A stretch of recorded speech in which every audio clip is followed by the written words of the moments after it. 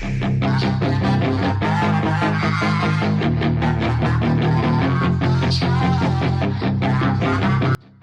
assalamualaikum warahmatullahi wabarakatuh. Nah, sekarang pertemuan yang kedua ya. Sekarang itu kita akan belajar tentang komponen dan cara kerja internet. Setelah mengetahui definisi internet dan sejarah perkembangannya, Anda juga perlu tahu bagaimana akses internet itu dibangun, komponen-komponen apa saja yang diperlukan, dan bagaimana ia bekerja. Untuk itu, Anda perlu mengenal dahulu jaringan komputer, klien dan server, host dan terminal, serta yang paling penting adalah masalah TCP atau IP. Yang pertama adalah jaringan komputer. Jaringan komputer yang nanti kita sebut dengan jaringan saja adalah dua atau lebih komputer yang saling berhubungan. Pembahasan mengenai internet tidak akan pernah lepas dari jaringan komputer.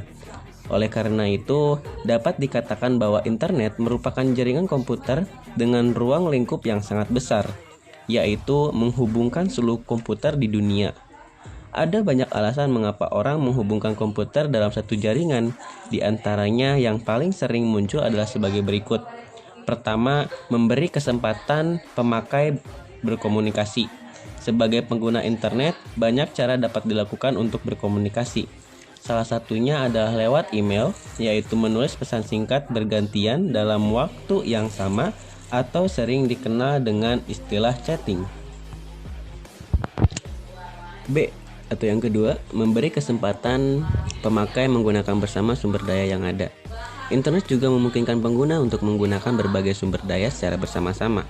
Sebagai contoh, dalam lingkungan kantor biasanya digunakan sebuah printer yang dapat diakses dan digunakan oleh semua komputer pada jaringan di kantor tersebut. Hal ini tentu saja akan menghemat biaya dan waktu yang digunakan akan lebih efisien. Yang kedua adalah macam-macam jaringan komputer. Jaringan komputer dapat dibedakan menjadi beberapa kategori sebagai berikut.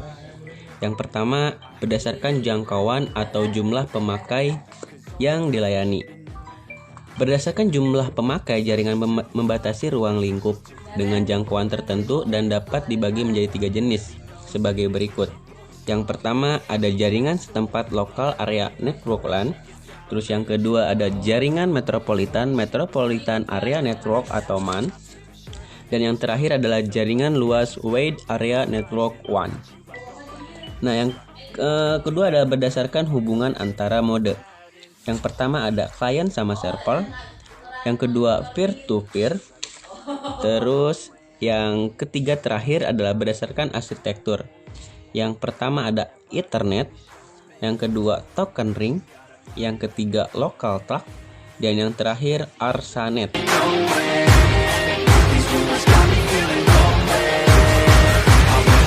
Baby, show me.